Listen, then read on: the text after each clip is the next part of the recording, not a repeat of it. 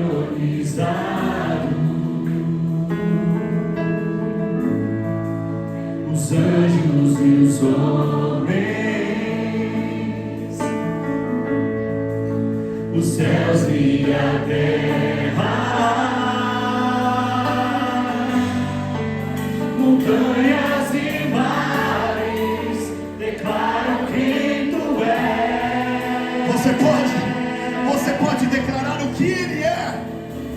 Tu és Senhor e Rei. Aleluia. Governa sobre o universo, justo e fiel, vestido de glória e poder, coroado estás, pra sempre reinarás, prostrado aos Nos prostramos diante de Ti nesta manhã. Rendemos o Teu santo nome em adoração.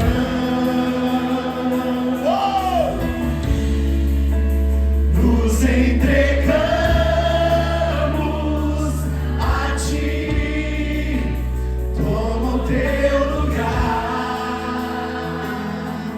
e habitas entre nós. Ele habita entre nós e habita em nós por meio do Espírito Santo. Santo Deus.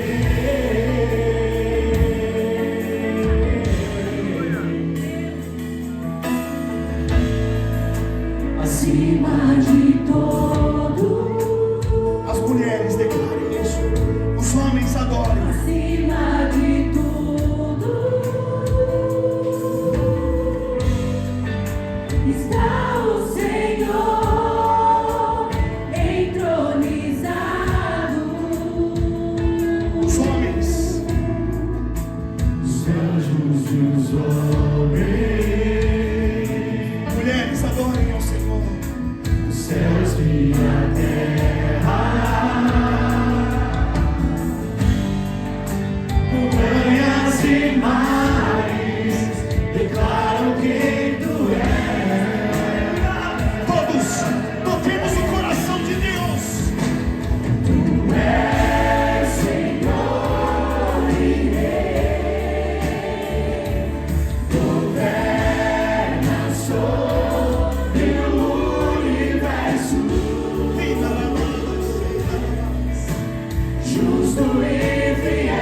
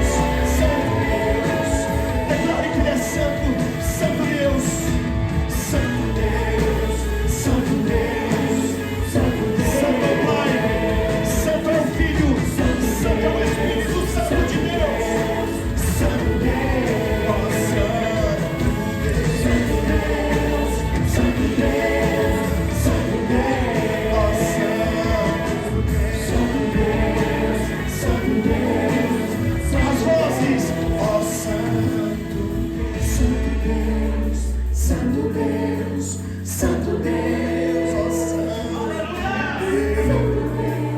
Santo Deus, Santo Deus, Santo, Santo, Santo, Santo Deus, Santo Deus, Santo Deus, Santo Deus, Santo Deus, Santo Deus, Tu és santo.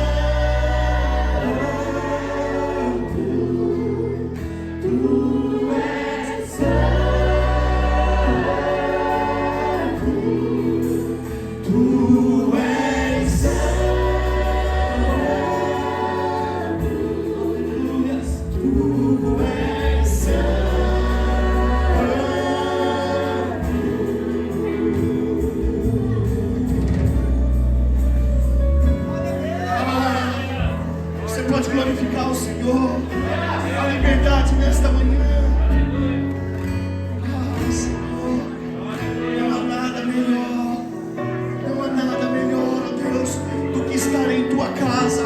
Mais vale um dia na Tua presença, do que 1000 dias em qualquer outro lugar. Aleluias. Nós te adoramos, Deus, e fomos atraídos por este amor.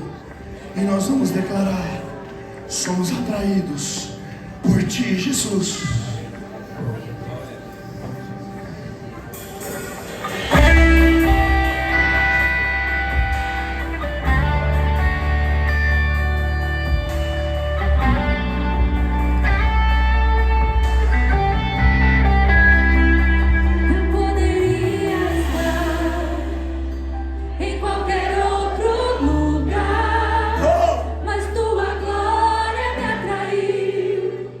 Tua presença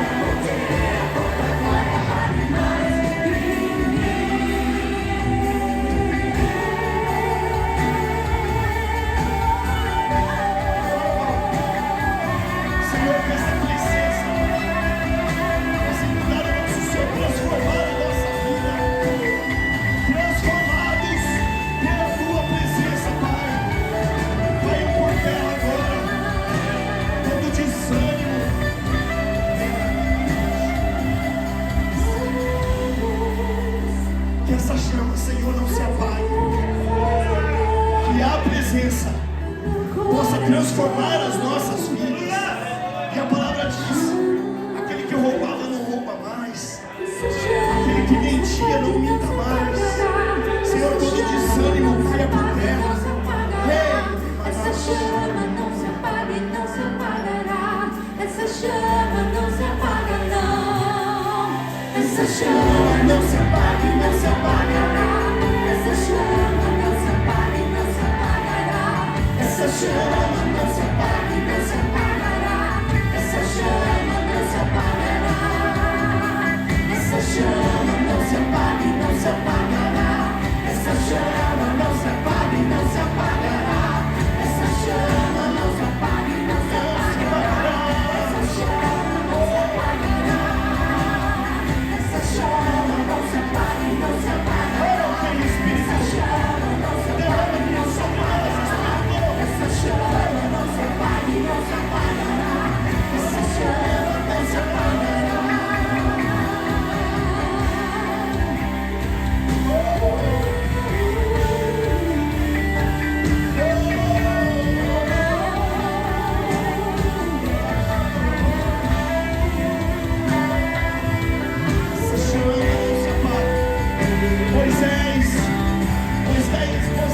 Moisés teve um encontro com Deus e aquilo mudou a vida dele.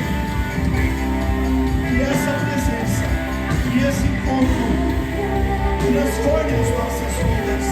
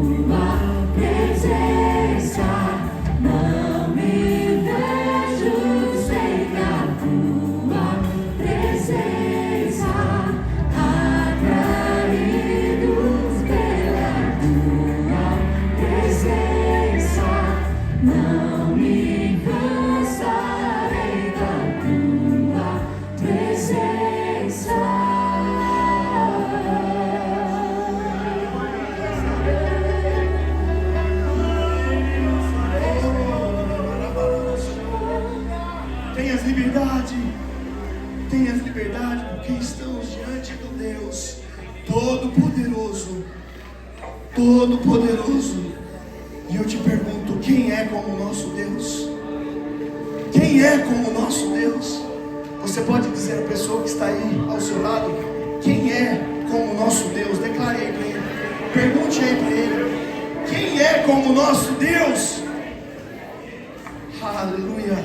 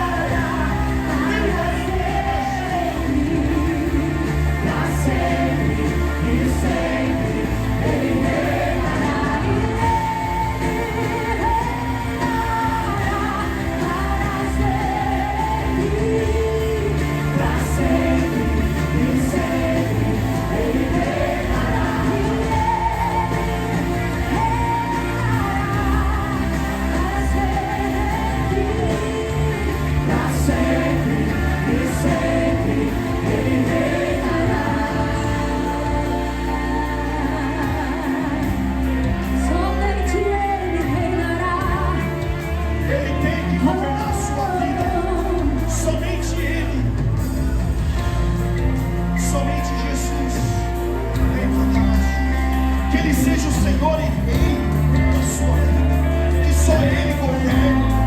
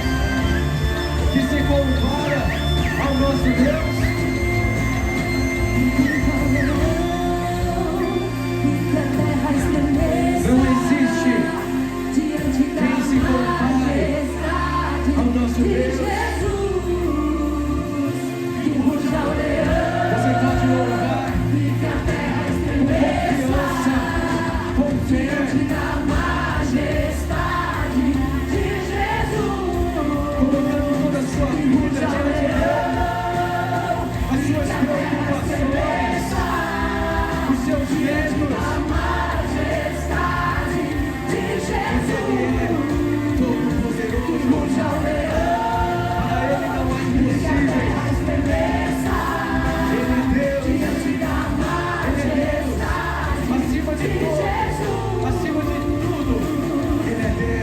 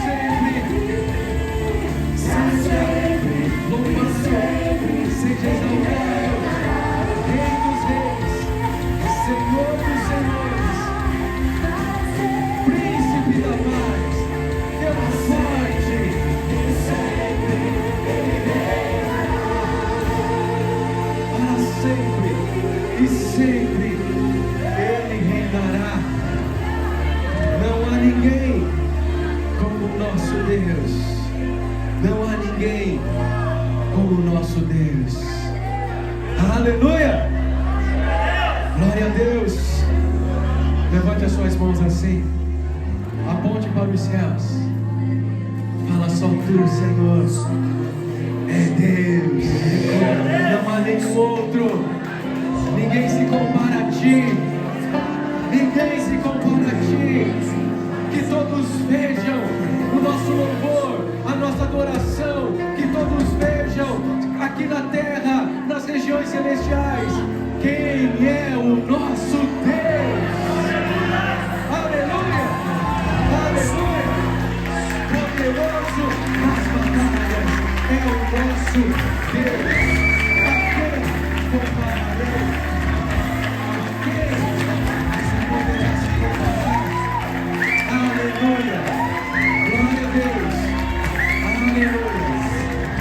Bendito sejas, bendito sejas, bendito sejas. Só o Senhor é Deus. Só o Senhor é Deus. Aleluia.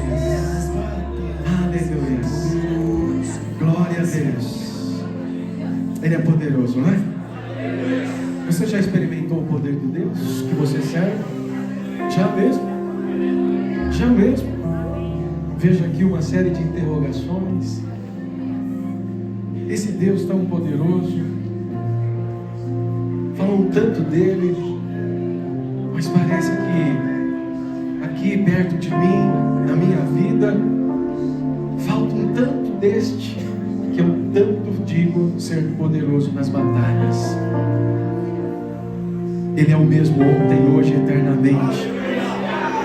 Se você ainda não teve a experiência com a graça de Deus manifestada na sua vida, é uma questão apenas de fé. A questão apenas de fé.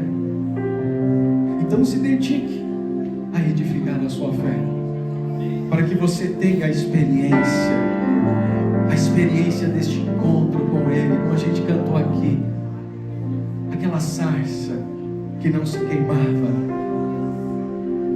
E Moisés ali então ouve aquela voz e ele se vira para ver o que era. Ali ele está tendo a experiência da presença. Da presença. Já se parou para pensar o que ele fazia no alto daquele monte sozinho? Algo levou até lá. Não, alguém o levou até lá. Foi esse Deus. E é o mesmo Deus que hoje está tentando também te levar para este lugar secreto. Se hoje ouvirdes a minha voz e não endurecerdes os vossos corações, é o que o Senhor sempre esteve dizendo. Ouça a minha voz, conheça a minha presença, descubra quem eu sou, porque eu já me revelei a ti. Aleluias. Glória a Deus. Se sente.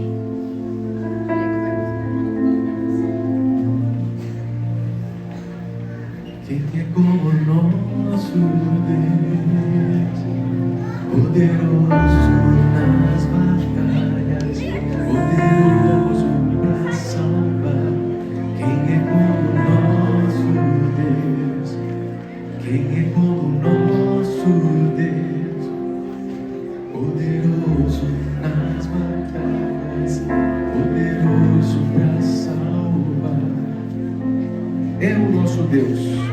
Ele é poderoso. Ele é quem disse ser. Disso você pode ter certeza. Nós vamos nessa manhã, e por ocasião inclusive aqui do nosso culto de ceia, né? Culto de ceia é aquele culto em que nós nos reunimos para falar a respeito daquilo que Deus fez por nós ali na cruz do Calvário. É o domingo também que a gente até aproveita, a gente fala assim, vamos então cear juntos? E aí nós temos o nosso café da manhã às 8h30, né? Tem uns aí que chega atrasado e sai ali depois com a boca cheia para cantar, né? E nem consegue cantar direito com a boca cheia. Chega um pouquinho mais cedo, bate um papo aí com as pessoas, conversa um com o outro, dá um abraço. se intera aí dos babados, é isso? Né? Do que está rolando aí. Jesus, alguns diziam, ele era comilão. Porque Jesus sempre estava no lugar onde tinha mesa posta, né? Diziam que ele era comilão, vivia ali com os pecadores, comendo. Na verdade era uma estratégia dele, porque a mesa, estando à mesa, você pode ali não só desfrutar daquilo que Deus fez para nós. Já pensou nisso? Quem comeu aí a goiabada da mãe Carmen? Hã? Olha, foi uma goiaba, de um pé de goiaba que saiu, foi ali processada por mãos habilidosas, virou uma goiabada, né? Quem comeu o pão que a irmã Carmen fez? Tem o trigo colhido, processado, aí as mãos habilidosas produzem uma massa, assam ela, né? Bom, eu não sei o que o restante do pessoal trouxe, mas eu vi que tinha bastante coisa ali. Bastante coisa doce, não tinha? Bastante coisa doce, não tinha? O açúcar não é bom? Hã? Açúcar é bom? Hã? Glória a Deus, a gente fala assim, glória a Deus, aleluia, né? Ainda bem que Deus fez coisas assim extraordinárias, deu sabor. E detalhe, não bastava o sabor, é preciso que a gente tivesse a capacidade e a habilidade de interpretar o sabor. Então, o nosso paladar tem ali essa habilidade de interpretar os sabores. E sabia que você pode treinar o seu paladar para ele ficar ainda melhor, interpretar melhor ainda os sabores? Pode. Foi Deus que nos fez assim, para que nós pudéssemos viver, e não uma vida qualquer. É como Jesus disse, vida e vida em abundância. Na última ceia que Jesus participou, ele fala com seus discípulos, olha, desejei muito este momento. Desejei muito este momento, porque será o último que eu terei com vocês. Será o último que eu terei com vocês enquanto estou aqui na terra. Porque logo mais eu serei crucificado, vão me prender, serei crucificado. Mas sempre ele dizia, ao terceiro dia eu vou ressuscitar. E ele fala assim, desejei muito estar com vocês, cear junto com vocês, porque essa vai ser a última aqui. Então vai haver um tempo, tem um lapso de tempo, até que eu volte a fazer isso de novo com vocês. A cear com vocês novamente, só que agora em uma outra condição e muito melhor. Na eternidade com Deus, na presença de Deus. Você já parou para pensar nisso? Hoje nós participamos aqui da ceia, estamos aqui, ele disse, fazei isto todas as vezes que vos reunirdes em meu nome. Porque todas as vezes que vocês fazem isso, vocês anunciam o meu nome, até que eu venha. Esse até que eu venha é esse tempo, esse lapso de tempo, até que eu venha. Então enquanto eu não voltar, façam isso. E o detalhe, fazer isso não significa apenas cumprir um ritual. Isso aqui tem mais significado que a gente talvez ainda conseguiu até hoje entender, compreender o que a ceia significa, né? Então é um momento importante, sim. É relevante a gente estar diante de Deus, na presença dele, cumprindo a palavra e aqui ceando, porque quando eu faço isso, eu estou dizendo assim, eu faço parte do corpo de Cristo. Eu tenho comunhão com Deus e eu tenho comunhão com os irmãos. A ceia é isso, comunhão com Deus, comunhão com os irmãos. Só que é uma forma da gente ali estreitar essa comunhão, porque o que Deus quer de fato é que nós tenhamos comunhão para além daquilo que a gente diz. Ele fala assim, não sejam apenas palavras, mas sejam atitudes que expressem a minha vida em vocês. Então Jesus, ele sempre orientou os seus discípulos sobre o reino de Deus, a sua justiça. Ele ensina os seus discípulos a fazer ceia, comer junto, a estar em comunhão.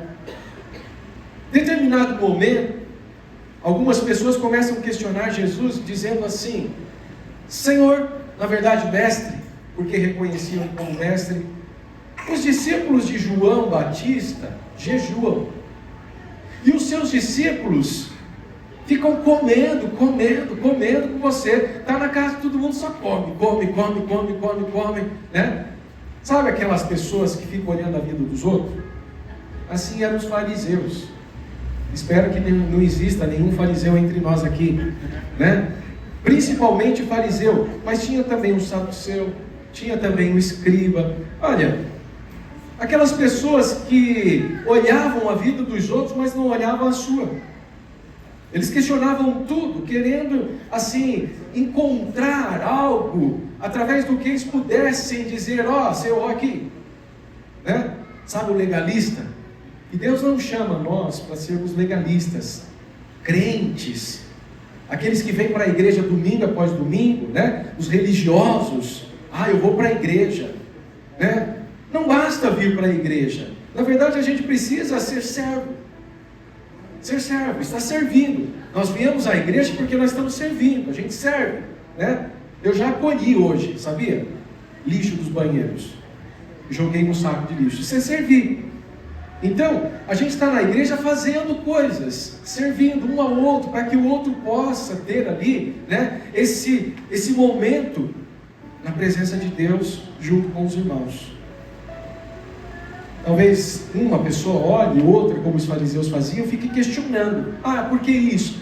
Por que aquilo? E eles questionavam Jesus: por que seus discípulos jejuam? Aliás, seus discípulos vivem comendo, não jejuam, enquanto os discípulos de João Batista jejuam.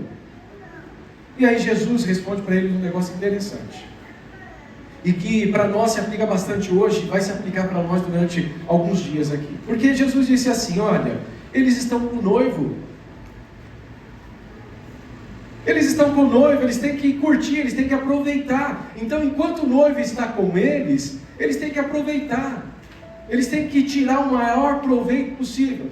E uma pessoa nas Escrituras que tira proveito assim de uma forma extraordinária, que a gente vê relatado aqui em João, vai ser Maria. Lembra a irmã da Marta? Jesus até fala assim: olha, ela escolheu a melhor parte. Jesus não estava querendo dizer que ela não devia estar com Marta fazendo a comida. E é provável que ela tenha ajudado Marta também a fazer a comida. Mas assim, Marta só se preocupava em fazer a comida, o tempero, né? Aquilo e aquilo, mas o que eu vou fazer, isso, mais aquilo. E Jesus ali, junto com eles, e Maria fala assim: esse cara vai embora daqui uns dias, porque ele está falando que vai, né? E eu vou perder a oportunidade de ter a revelação direto da fonte?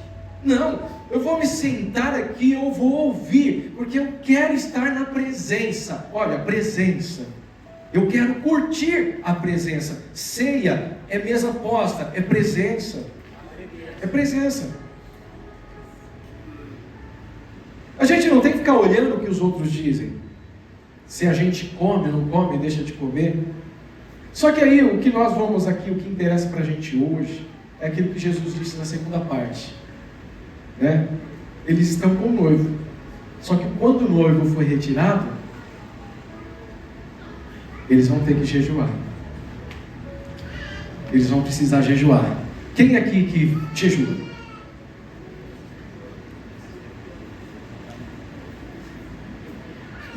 Olha, o jejum é uma coisa que a gente precisa praticar rotineiramente, rotina. Jejum é trazer isso para a nossa vida como se um hábito fosse. Ele tanto vai ser bom para você no seu aspecto físico, para o seu corpo, para a sua alma, como ele vai ser útil para o seu espírito, o jejum. Olha, onde que eu quero levar vocês agora? A palavra de Deus diz, e Jesus mesmo dizendo: vem o dia que eu serei retirado, e quando isso acontecer, eles vão precisar jejuar. Esse é o momento em que a gente precisa jejuar. Pastor, mas você acabou de falar de café da manhã, isso, mas aquilo. Sim, ok. Mas a gente precisa também praticar o jejum.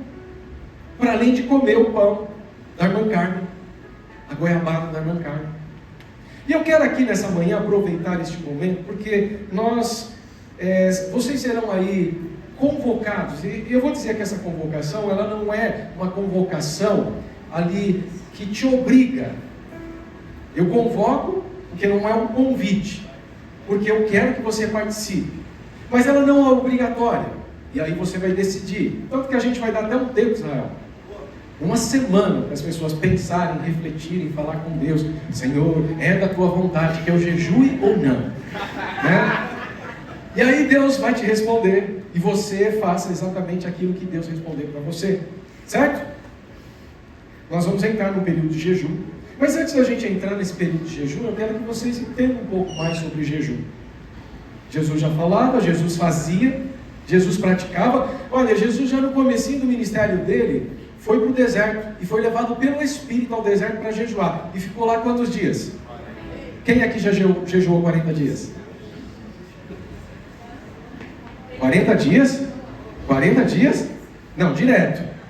Não vale. Tânia, 40 dias? 54 dias. Olha, que bênção. Glória a Deus. Aleluia. Jejum tem que fazer parte da nossa vida. E se Deus te levar a jejuar assim ou assado, vai lá. Eu sinto, já tem algum tempo, o Espírito Santo está levando nesse sentido para a gente fazer jejum coletivo. Igreja jejuando. Certo? O pessoal já está pensando, meu Deus do céu. Justo agora esse mês que eu marquei, né?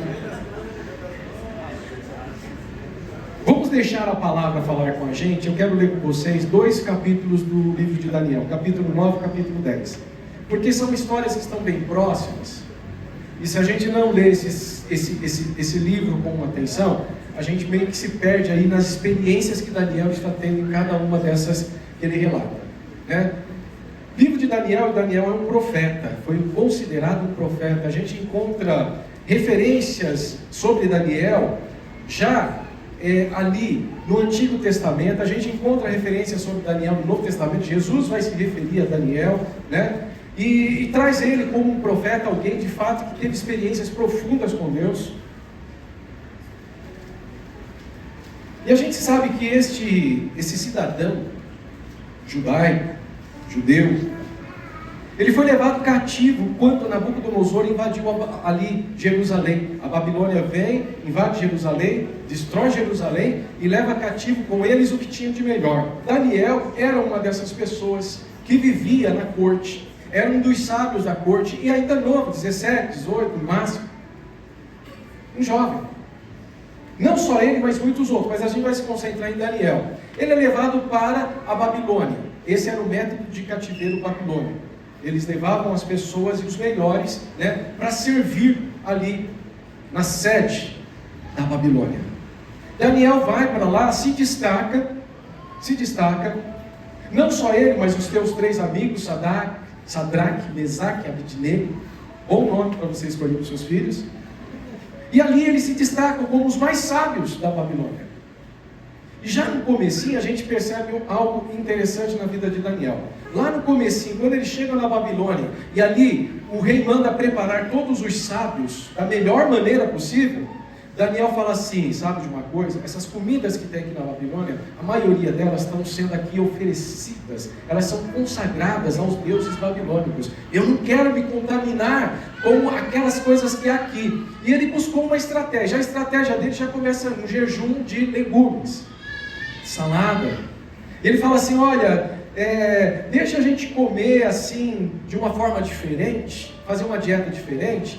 E aí aquele que cuidava ali falou, não, mas vocês vão deixar de comer todas as iguarias, né, que o rei manda servir, e se vocês não ficarem tão bom quanto os outros, eu serei responsável. Ele falou, olha, faça um teste, e você vai ver, e depois você pode dizer se a gente continua ou não.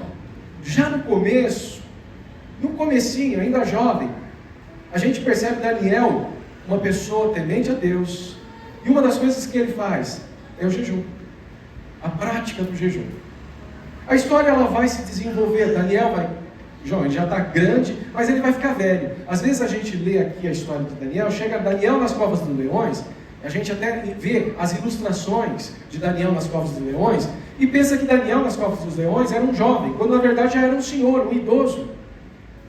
né? Porque o tempo passa. Só que quando a gente lê aqui o relato bíblico, a gente tenta pegar o livro de Daniel e numa sequência cronológica, a gente vai ter dificuldade. Porque quando você chega no capítulo 7, 8, 9, 10, esses capítulos, Daniel faz uma pausa na história e ele começa a relatar experiências que ele teve nesses anos passados, certo? Então ele vai contar experiências. Então capítulo 9 e 10 aqui, duas dessas experiências, e essas duas a gente precisa ler junto, porque senão a gente fica meio confuso quanto ao tempo e o momento em que isso aconteceu. Capítulo 9, a gente começa já logo lendo aqui, quando é que isso aconteceu? Ele fala assim, ó, no primeiro ano de Dário, filho de Assuero. E aí, a gente já pode fazer conexões, né? Será que é o Assuero que era o rei à época de Esther? E a resposta é não. É porque esses nomes eram tão comuns e algum deles eram títulos, né? Por exemplo, César, em Roma, era um título, né? César Augusto. E vai assim, são títulos. Então, esse Assuero não é o mesmo de Esther. Aí é um ponto importante, a gente já, opa, espera aí, quando isso está acontecendo? Mas quem que é esse Dario? E para a gente entender melhor aqui, a gente tem que ir no detalhe. Vamos lá. No primeiro ano de Dario, filho de Assuero, Xerxes em persa e em hebraico Assuero, da linhagem dos Medos, ou seja, identificou de onde ele vem. Ele é persa ou ele é dos Medos? Ele é dos Medos. Foi constituído, essa palavra é importante, ele foi constituído rei sobre o povo caldeu. Ele foi constituído, preste atenção. Quem é constituído é colocado por outro, certo? Quem é constituído é colocado por outro. Então aqui é importante para a gente entender o texto. Porque quando a gente vai lá para o capítulo 10, Daniel também começa um relato aqui dessa experiência, e ele pontua quando é que isso aconteceu. E aí ele fala assim, no terceiro ano de Ciro, imperador, imperador, preste atenção, Ciro não foi constituído, Ciro é imperador, ele é o cara. Então quem que é Dário foi constituído, e quem constituiu Dário? Foi Ciro. Ciro constituiu Dário sob uma região, para comandar aquela região. Mas quem que é o imperador? É Ciro. E quem que é Ciro? Isaías capítulo 45. Vamos olhar esses aspectos também daquilo que Deus revelou da profecia. A gente está num aspecto mais profético nessa manhã. Lá em Isaías no capítulo 45, Deus fala exatamente o seguinte acerca de Ciro. Está aqui na tela já? Não? Coloca lá, Jonathan.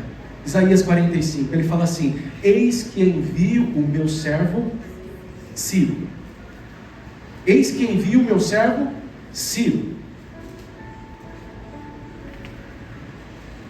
Se a gente olhar no tempo, pensar numa cronologia, nós estamos em 2024. O que aconteceu em setembro de 2001? 7 de setembro de 2001. Você lembra? Não? 11 de setembro. Mas você viu, foi o próximo. 11 de setembro de 2001. O que aconteceu? Olha, a gente está em 2024, volta em 2001. Quantos anos fazem? Passou 23. Você vê que a gente tem uma cronologia da história e a gente consegue pontuar acontecimentos históricos ao longo dessa ordem cronológica. Só que aí a gente vai voltar aqui para o texto de Isaías. Por que é importante? Porque esse texto de Isaías é uma revelação. Porque esse tal de Ciro aqui, ninguém sabe quem é, quem vai ser. Ele não existe, ele virá centenas de anos depois ainda. Ele não existe, é uma pessoa desconhecida.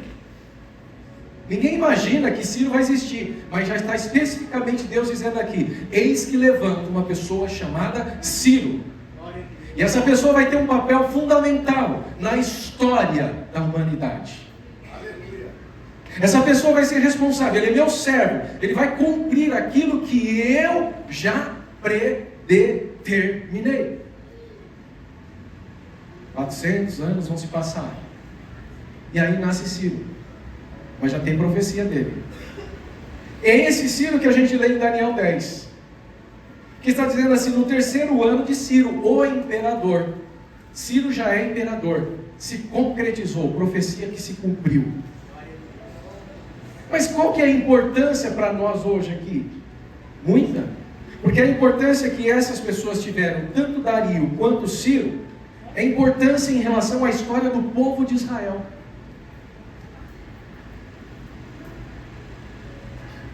E aí, pontuado essas questões cronológicas, só para você entender quem são os personagens, a gente volta aqui na história de Daniel, capítulo 9. Ele está relatando uma experiência que ele teve. Capítulo 10, ele vai relatar outra experiência que ele teve. Esse mesmo Daniel, que foi levado para a Babilônia como cativo, que serviu Nabucodonosor, se tornou o primeiro-ministro de Nabucodonosor, pessoa importante em todo o Império Babilônico. Vai servir também depois Dario. Vai servir Dario. Quando ele vai para as covas dos leões, quem era o rei? Dario. Então Daniel vai passar muitos anos servindo na corte babilônica e na corte dos medos e persas, que são o império que vão derrotar os babilônicos futuramente. Ciro vai ser quem vai derrotar a Babilônia. Só que Daniel está ali, fazendo parte da corte, com a sabedoria que Deus lhe deu, e com a capacidade de visão e de interpretação de sonhos.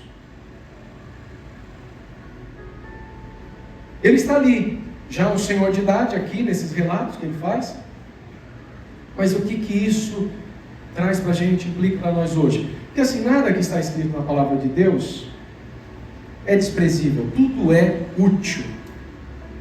Tudo é útil, a gente tem que pegar cada detalhe.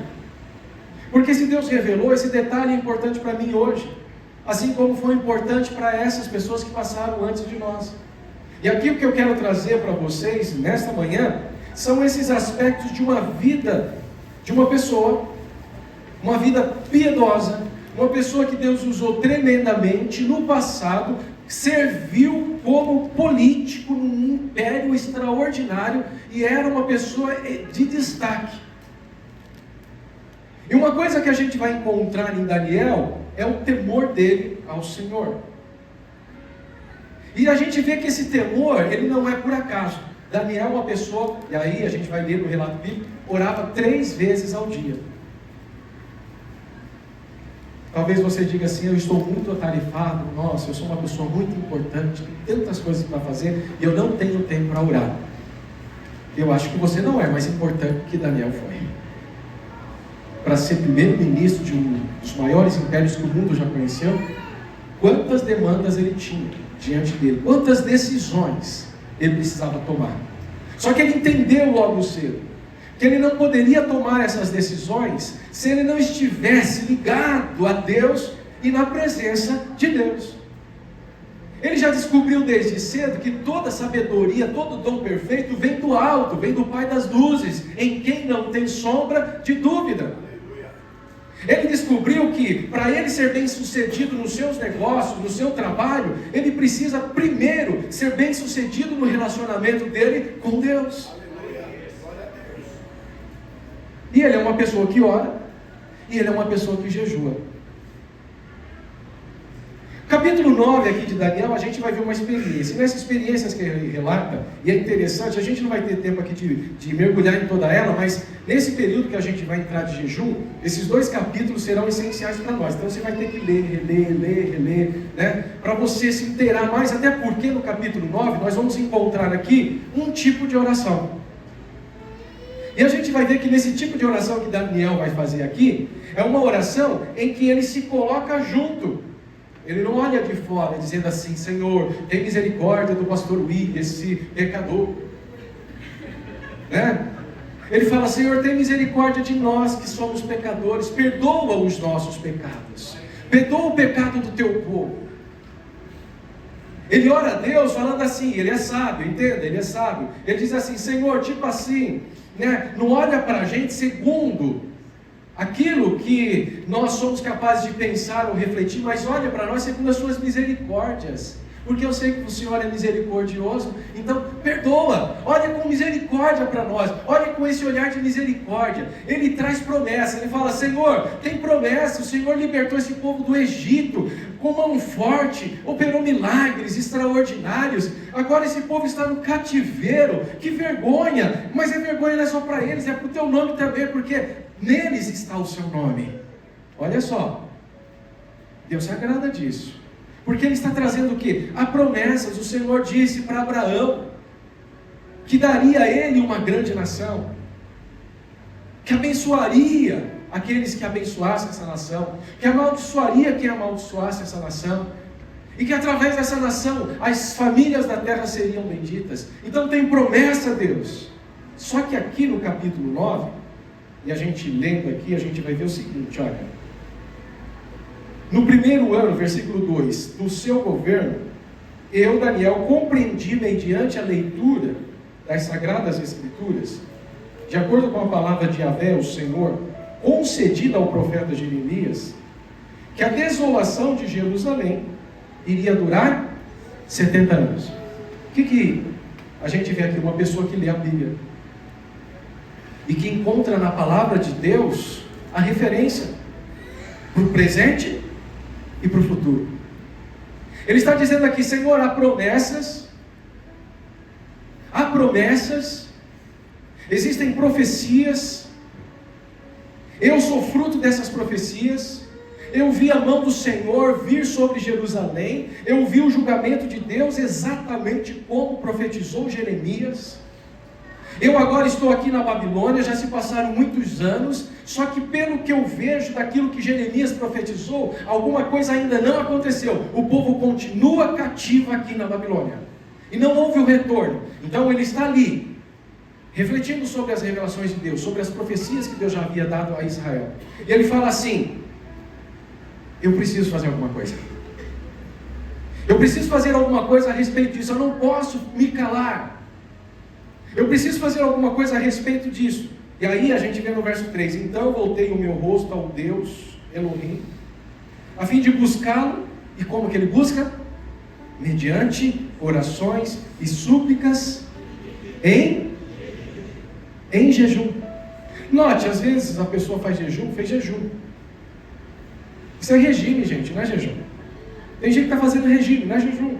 Porque quando você faz jejum, é um período em que você se consagra. E aí você vai aqui, ó, como ele estava aqui: voltei o meu rosto para buscar o Senhor mediante orações e súplicas em jejum.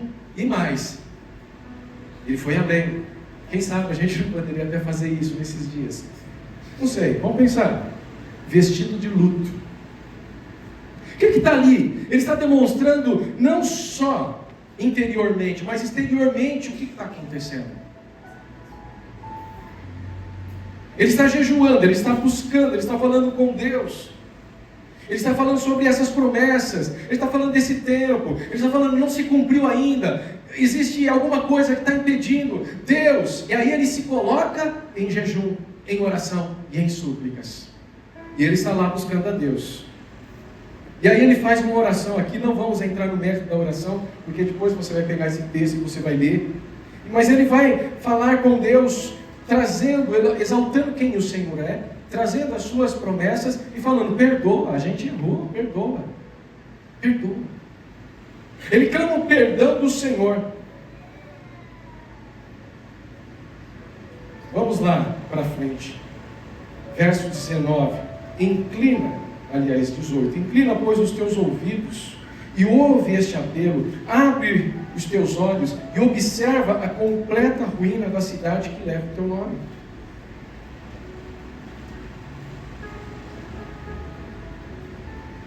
Verso 20: falava eu ainda em oração e súplicas, confessando o meu pecado e o pecado do meu povo de Israel, colocando minhas petições diante de Yahvé, o Senhor meu Deus, em favor do monte santo de Elohim. Enquanto eu ainda falava com Deus em oração, o que aconteceu? Gabriel. Cadê o Gabriel? Aqui, Gabriel. O homem que tinha observado numa visão anterior, ele relata uma experiência anterior, ele veio até mim, ele veio voando rapidamente para onde eu estava, bem na hora do sacrifício vespertino, esse é o verso 21. Então ele me orientou dizendo: Daniel, eis que vim para transmitir percepção, sabedoria e conhecimento. Diga comigo: percepção, sabedoria e conhecimento. Verso 23, muito importante. Assim que iniciaste as tuas orações, assim que iniciaste as tuas orações e o teu clamor, houve uma resposta e a ordem para que eu viesse entregá-la a ti pessoalmente, porque Deus não manda recado, sabe? Pessoalmente, pois tu és muito amado. Portanto, agora preste atenção na palavra que eu te declaro. Olha, ele busca, ele percebe uma situação, ele percebe essa situação porque é uma pessoa que medita na lei do Senhor, de dia e de noite. Então ele pode entender os tempos, ele pode entender as épocas, ele pode observar o contexto em que ele vive social e dizer assim: espera, alguma coisa precisa acontecer. Alguma coisa precisa acontecer, mas tem barreira, tem algo impedindo. Você olhar para a sua vida e olhar assim: Deus, eu preciso de um rompimento, eu preciso romper, eu preciso avançar, eu preciso sair desse estado, minha família, minha casa precisa sair desse estado. Há promessas suas sobre a minha vida, mas parece que a coisa não vai, está travada. O que acontece? O anjo veio trazer para ele percepção, sabedoria e conhecimento. Quando a gente avança lá para o capítulo 10, se a gente mudasse os nomes aqui, deixasse eles parecidos do capítulo 9, você nem ia perceber que é o capítulo 10. Só que aí a gente vê que já entra aqui um outro período, e é Ciro e não mais Dario. E ele fala, no terceiro ano, ele está dizendo assim: quando foi o terceiro ano, eu tive outra experiência. Só que no terceiro ano do Ciro. Se a gente colocasse em números, ele diria assim: no ano de 1900 e não sei das coisas, né? Também conhecido por Belsazar, Daniel, recebeu uma revelação divina. A profecia era verdadeira e falava de tempos hostis e guerras.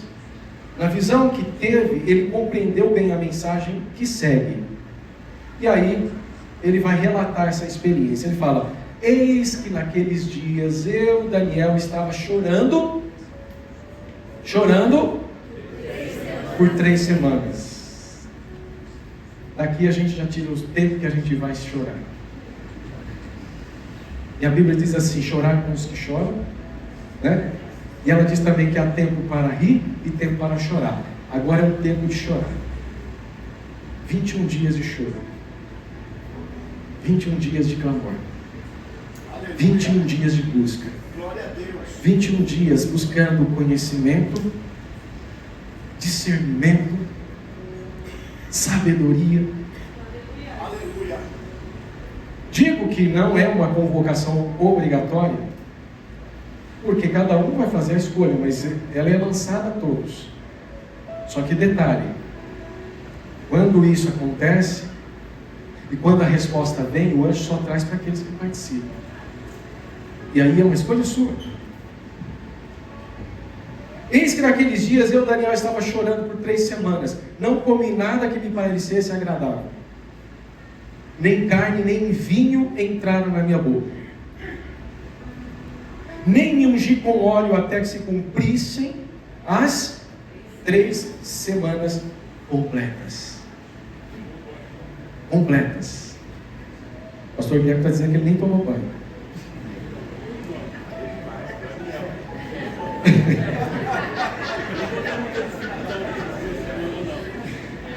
Olha, até que se completasse as 3 semanas completas. Você já recebeu a arte ainda, Jonathan? Tá. Nós vamos começar no dia 13, agora de maio, e nós vamos encerrar no dia 2 de julho. 21 dias de jejum e oração e clamor. E eu estou convidando você a participar disso.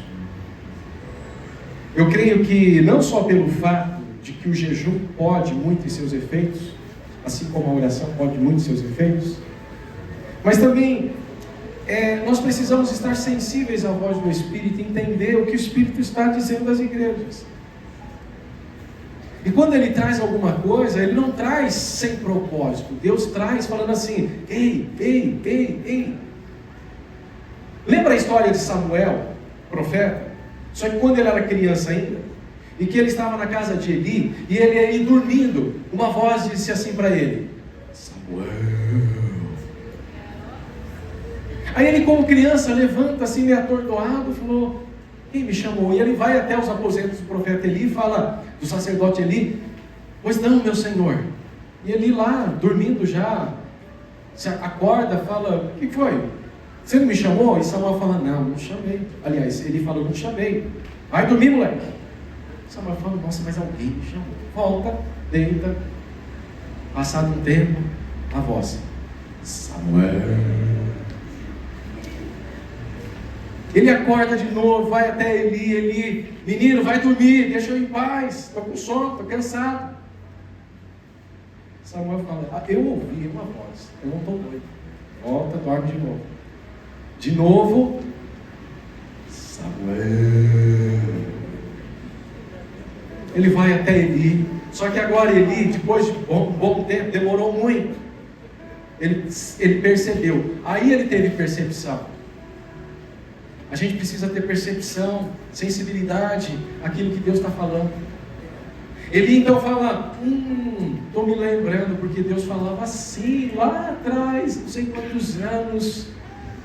Estou me lembrando vagamente das experiências que eu tinha com Deus. Ele falou: eu já sei o que está acontecendo com você, Samuel. Volta a dormir. Se essa voz te chamar de novo, você diz assim: fala, Senhor, que o teu servo ouve.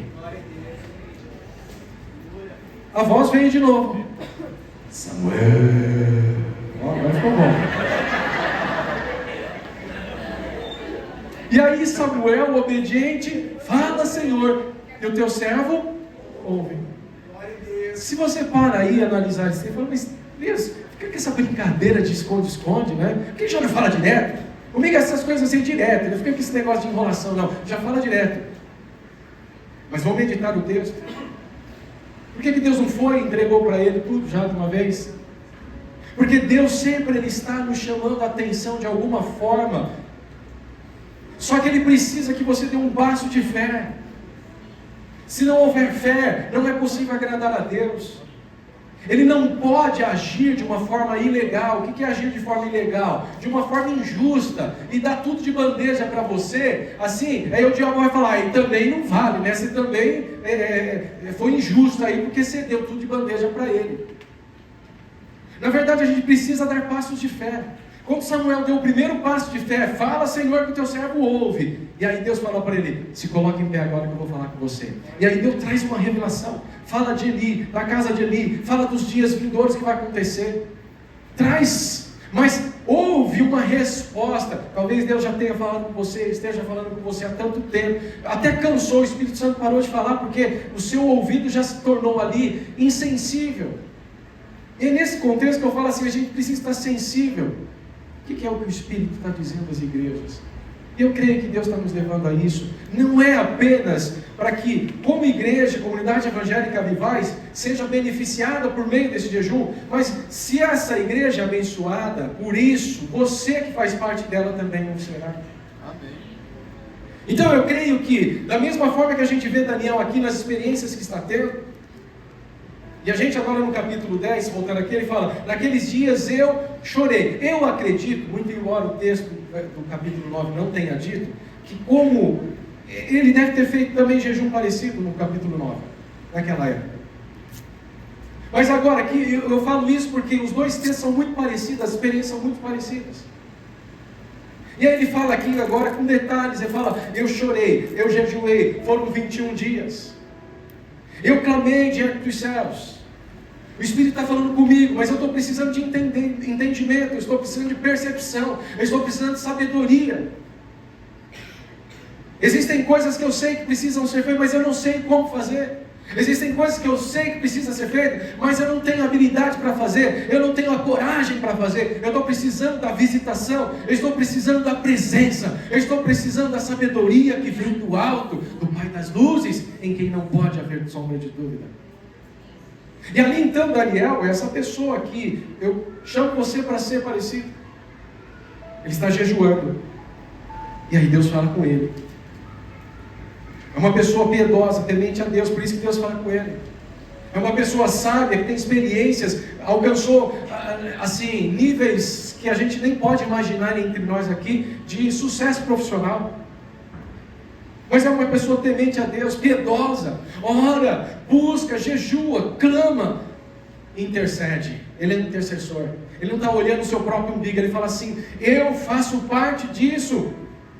Eu me coloco junto, perdoa, Senhor, o pecado do teu povo. É o meu povo, somos nós. Eu clamo por ele, Senhor. Ele está intercedendo, é um intercessor. Qual que é a diferença dessa experiência para a experiência do capítulo 9? É que ele recebe também a visita de um anjo. Só que, diferentemente da primeira vez que ele teve aquela experiência, isso a partir do verso 12, e o anjo prosseguiu me exortando: não temas, caro Daniel, porque as tuas palavras foram ouvidas sim. Olha, as tuas orações foram ouvidas sim. Se ele está dizendo isso, talvez Daniel naquele ponto talvez estivesse assim: será que Deus realmente está ouvindo? Eu estou clamando, estou buscando. Sim, a sua oração ela foi ouvida sim, e eu vim em respostas ao teu clamor. Mas o príncipe do reino da Pérsia me resistiu durante 21 dias. Opa, que negócio que é esse? O príncipe do reino das trevas, da Pérsia, das trevas mesmo. Mas o príncipe do reino da Pérsia me resistiu durante 21 dias. Então Miguel, um dos príncipes supremos, veio me ajudar a vencer o inimigo, porquanto não pude mais continuar ali com os reis da Pérsia. Assim, estou aqui agora para explicar-te o que acontecerá ao seu povo nos tempos futuros, pois a visão que tivesse se refere a dias ainda muito distantes. Qual que é a diferença dessa experiência para a experiência do capítulo 9? Ele orou, ele buscou, ele clamou. O anjo veio rapidamente. Trouxe uma resposta.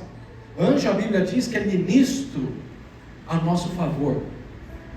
São anjos, são ministros que ministram em nosso favor. É para favorecer a gente. Porque se você é herdeiro da salvação, os anjos existem para te ajudar, para você não tropeçar em alguma pedra. Aos seus anjos dará ordem ao seu respeito, para que você não tropece em alguma pedra.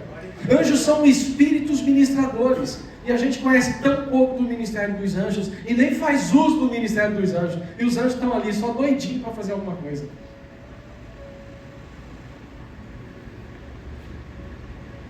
Esse anjo veio, só que agora ele fala o seguinte: se a gente vai, vamos aqui enredar a história, as duas, né? O anjo conversando com Daniel, falando: então Daniel, lembra, da outra vez foi fácil, eu vim rapidamente, cheguei, entreguei a resposta, já liberou o que tinha que ser liberado, se tinha impedimentos já foi liberado, se tinha promessa elas vão começar a se cumprir. Só que agora o diabo já ficou esperto, porque ele falou assim: Daniel começou a fazer aquilo, vai acontecer da mesma coisa. Então o diabo já mobiliza o seu exército de príncipes, de demônios, e fala: fica nas regiões celestiais. A hora que você vê um anjo levando uma mensagem para Daniel, você não deixa ele passar.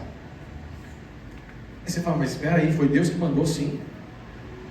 Esse anjo veio com a resposta para Daniel. Só que o que aconteceu? Foi barrado lá nos céus, nas regiões celestiais. Você não vai levar. Olha, detalhe, às vezes a gente fica pensando assim: ele foi levar uma resposta, uma cartinha, né? Gente, quando Deus manda uma palavra, essa palavra, ela destrói as fortalezas das trevas. Ela desobstrói aquilo que está obstruído. Ela abre portas que estão fechadas. Ela traz o futuro. Ela diz assim: chama a existência as coisas que não são como se fosse, porque a palavra veio, é o que Deus quer que aconteça, mas Ele procura, e Ele está olhando sobre a terra alguém quem Ele possa usar. É a mesma coisa lá de Isaías: procurei, olhei, vi, não encontrei um homem justo que pudesse se colocar, tapar a brecha no muro, impedir que o inimigo entre. Estou procurando. E aí entra naquela experiência de Isaías: eis-me aqui, envia-me a mim. Essa manhã o Senhor está dizendo assim: quem vai ser esse que vai tapar a brecha? O Senhor está procurando pessoas como Daniel, como Isaías, intercessores como Moisés. Deus está procurando. Ele quer fazer o que Ele faz. Ele quer fazer o que Ele faz. Deus é bom, recompensador, Deus é justo, promove a justiça, mas Ele precisa de pessoas, Ele precisa de igrejas que se levantem e digam assim: eis-me aqui, Senhor, envia-me a mim, usa a minha vida, obstrui o que está obstruído. Liberte os cativos que estão na Babilônia, liberte os cativos que estão no Mauá, liberte os cativos que estão no Brasil, liberte os cativos que estão presos, impedidos de conhecer a verdade.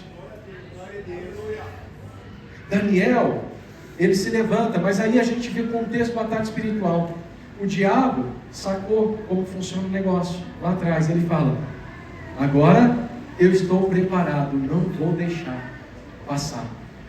E aí Deus fala assim: bom, tipo assim, deixa eu ver aqui, vamos, Miguel, resolve essa parada aí para mim. Miguel é o anjo da guerra, é o comandante dos exércitos dos céus. Ele vem dar um chute na traseira desse príncipe do reino da Pérsia. Príncipe do reino da Pérsia, gente, sabe o que é? Um demônio, só que da mais alta hierarquia. Da mais alta hierarquia. Você entender como que as coisas acontecem no mundo espiritual, a gente não vê. Mas o que estava acontecendo? Qual que era o contexto aqui? Lembra de Isaías capítulo 45, verso 1? Deus falou assim: eis que envio diante de mim o meu servo Ciro. Deus já tinha prometido, havia promessa. Ciro é um imperador da Pérsia. Ele tem a caneta Bic na mão, e ele pode assinar um decreto. E esse decreto vai liberar o povo de Israel para voltar. Como que funciona no mundo espiritual? Demônios estão agindo, operando, para influenciar governantes humanos, para influenciar pessoas, governantes, gerentes, diretores, pessoas. Demônios estão agindo, para que, colocando pensamentos, influenciando a mente, influenciando os pensamentos de tal forma para que a pessoa não encontre a luz. E aquilo que ela vai fazer vai provocar o mal e a destruição. Mas Deus, Ele chama a igreja, Ele chama o seu povo Israel, Ele chama a sua igreja para dizer assim: vai e liberte os cativos. Quando alguém jejua, quando alguém ora, quando alguém clama, o que vai acontecer? A exemplo do que aconteceu aqui. Esse príncipe de demônio tentando impedir. O que ele está fazendo? Influenciando os governantes da Pérsia e da Média. Influenciando. Se você lê a história de Amã, por exemplo, Esther, quem já leu o livro de Esther? Né? Amã é uma pessoa que você pode dizer está endemoniado. O plano dele, o propósito dele era exterminar todos os judeus. Quem é que está influenciando? Demônios. Não cabe aqui, porque não tem tempo, mas se a gente estudasse também o livro de Esther, história extraordinária de jejum também, que mudou o contexto. Jejum.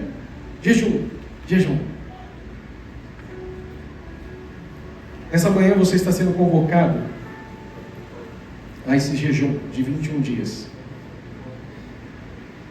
para que Deus, Ele venha trazer para nós percepção, sabedoria e conhecimento.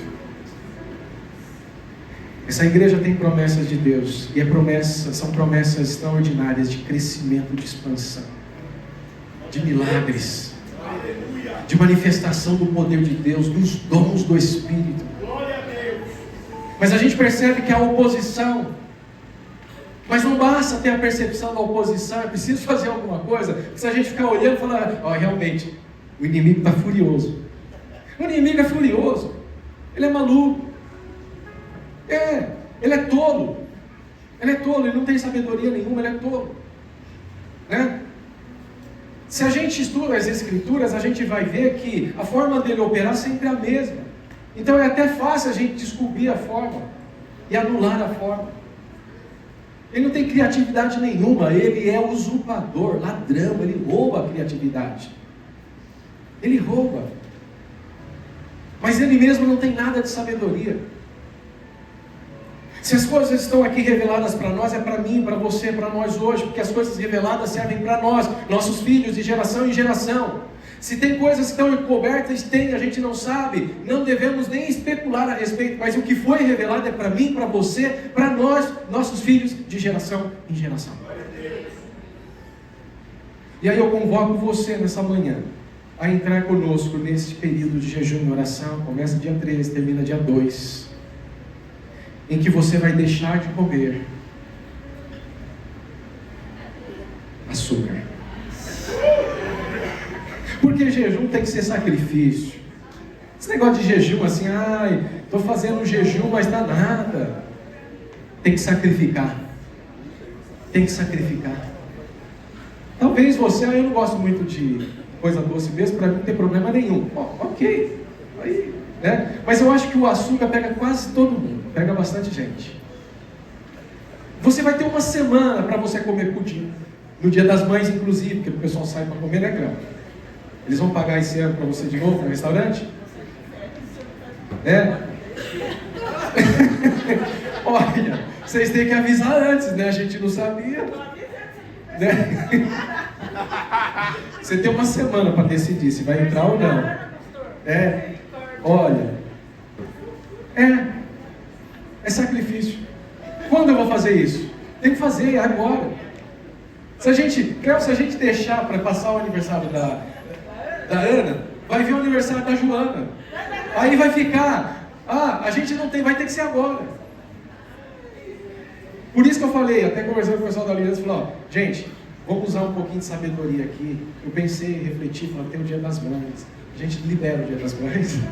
Porque a ideia era começar no Dia das Mães, para coincidir os domingos, né? Começa no domingo, termina no outro, a gente entrega no domingo dia 2, só que no domingo dia 2 nem café da manhã vai ter aqui.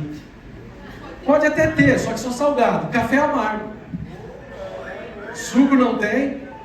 Ou você faz ou você não faz, não tem esse negócio de ficar com, dá para aliviar aqui, dá para... Gente, não tem esse, o negócio é sério.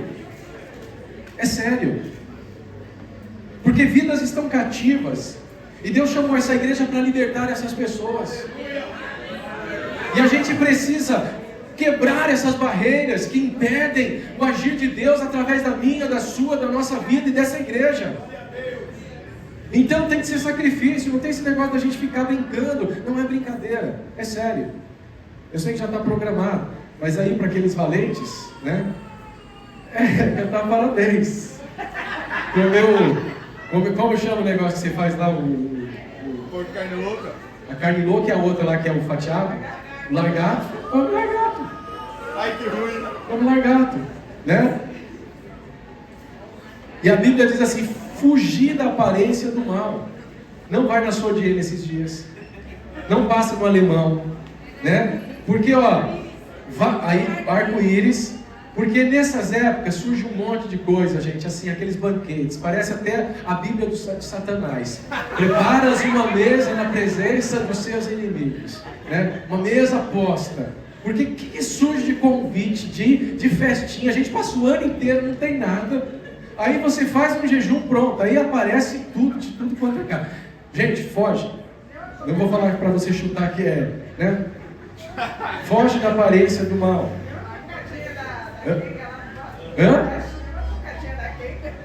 Então, aí, olha, é da sua consciência. É da sua consciência. Né? Você pode, estrategicamente, que eu diria, Senhor, eu estou de férias. Então o negócio é o seguinte, eu vou fazer um sacrifício depois das minhas férias, mas esse eu faço Senhor, está aqui esse sacrifício. O Senhor entende, né? E Deus entende, sabe? A gente tem que ser sábio. A gente tem que ser sábio. Deus deu inteligência para a gente pensar. Né? Ninguém está aqui para ser religioso, não.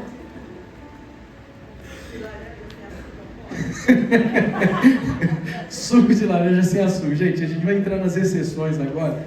Gente, olha, a questão é a seguinte: é o açúcar. É o açúcar. Certo? O açúcar. Ah, eu vou comer a maçã. Se ela tiver aguada, problema seu. Se ela tiver doce, opa, você foi beneficiado. Mas se você estiver buscando isso pelo açúcar que tem a maçã, não sei, mas você pode. O que eu estou falando não é o açúcar, né? Aquele doce da irmã Carmen, esquece. Né? É açúcar, é essa regra, o açúcar, né? Vou tomar um café, eu não vou pôr açúcar. Ah, então vou usar adoçante. Pô, irmão, na boa. Né? Pastor, posso usar o mel, pastor? Né? Olha, a questão aqui que a gente está falando é o paladar, certo? É tirar o açúcar do nosso paladar nesses 21 dias. Nosso paladar não vai ter açúcar. Olha, detalhe, você vai estar sendo beneficiado duplamente, espiritualmente e fisicamente. Porque você não precisa de açúcar. O seu organismo não precisa de açúcar. A gente come porque as coisas com açúcar são boas demais. Não é? Né? Aquela torta da arco-íris de morango com chocolate, sei lá, né? Bolo de pote da Nath. Bolo de pote da Nath, né? Ai... Irmã, quem que é que vende aí os bolos de pote? Natália. Esse mês, Natália, você vai vender para os incrédulos, mas não para os irmãos da igreja, né? Porque quando eles te verem, já vão fazer assim, ó, né?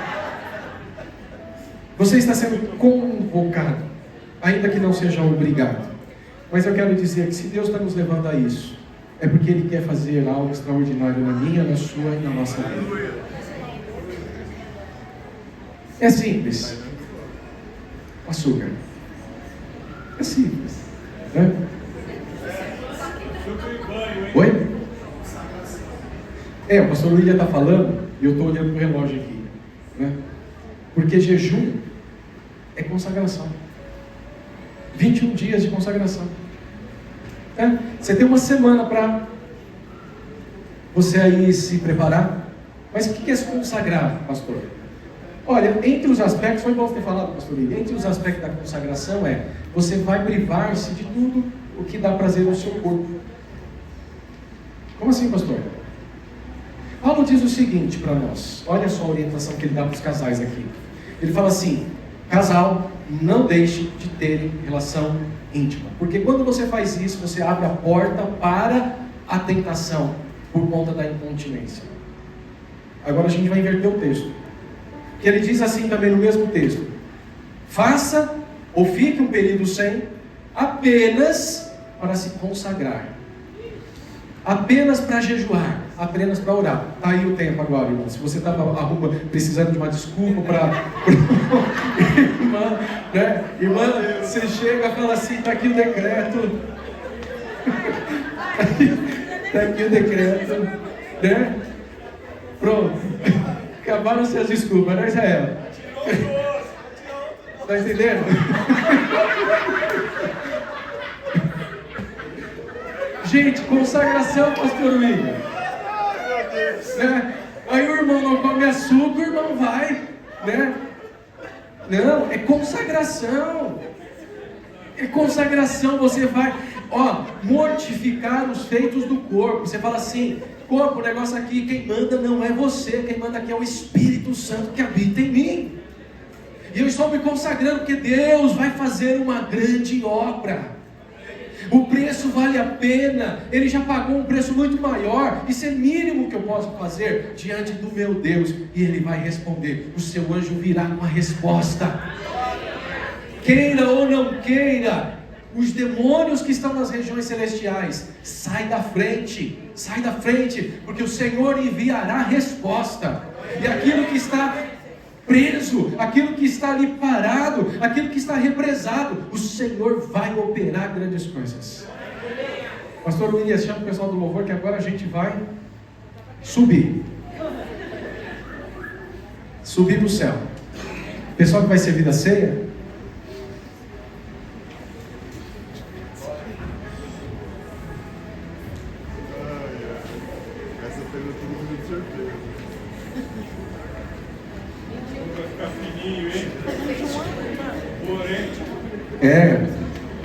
acho assim, gente, não sejam, vocês são sábios. O pastor ele está lembrando aqui que não, são tantos detalhezinhos, mas assim, vocês são sábios, né? Consagração é consagração. Pastor, eu não vou ficar lendo rede social, eu vou assistir um podcast que edifica a minha fé, vou assistir uma pregação, né? Eu sei que nem é com vocês aqui, porque a nossa igreja não tem esse hábito, as pessoas da nossa igreja, de assistir novela, né, Rosângela? Não. Tem as irmãzinhas que ficaram, não, mas é a novela da Record pode, porque, né? A gente não assiste novela, mas assim, se você ainda está assistindo, segue o recado aqui. É consagração, gente. Por isso que eu estou dizendo, não é obrigatório. Se você não quiser, seu aniversário também? Você nunca me convidou para o seu aniversário? Aí, tá vendo? Olha Deus assim, ó. Olha, é consagração. Por isso que há uma semana para reflexão. Se você não quiser participar, pastor, sabe uma coisa? Eu quero curtir esses dias. Quero comer a tapioca, da toca da tapioca, né? Tem a salgada, não tem, Flávio? Né? Bolo salgado, a irmã Carmen faz o bolo salgado também. Não deixou de ser bolo, certo? É consagração, gente. Então, é consagração. 21 dias você vai assim resistir àquilo que sua carne gosta, né? A começar pelo açúcar. Só que ao mesmo tempo você está orando, falando com Deus. Você está pedindo perdão. Você está pedindo perdão pelos nossos pecados, pelo pecado da igreja. Perdoa, Senhor. Não olhe para a gente segundo os nossos pecados, mas segundo as suas misericórdias. Olha lá a oração de Daniel no capítulo 9. Copia ela e cola. Copia e cola. Vai nessa oração. Vamos cantar? Pai, no nome de Jesus, nós te louvamos, te agradecemos, consagramos o pão, consagramos o suco. O Senhor disse para fazer isso em memória de Ti, todas as vezes que estivéssemos reunidos em Teu nome, e aqui estamos em Teu nome. Nós consagramos a Ti, é santo, Senhor, é separado, é para o louvor da Tua glória. Cada pessoa, Senhor amado, que deste pão e deste cálice tomar nessa manhã, sinta a Tua presença e que tenha fé para trazer sobre si todos os efeitos da Tua salvação que já foi nos dada de graça, meu amado. Aleluia. Que todas as bênçãos espirituais nas regiões celestiais sejam liberadas sobre o Seu povo, sobre a Sua igreja. Que eles experimentem essas bênçãos sobre o Seu espírito, sobre a Sua alma, sobre o Seu corpo, em nome de Jesus. Vamos louvar ao Senhor enquanto vocês distribuem.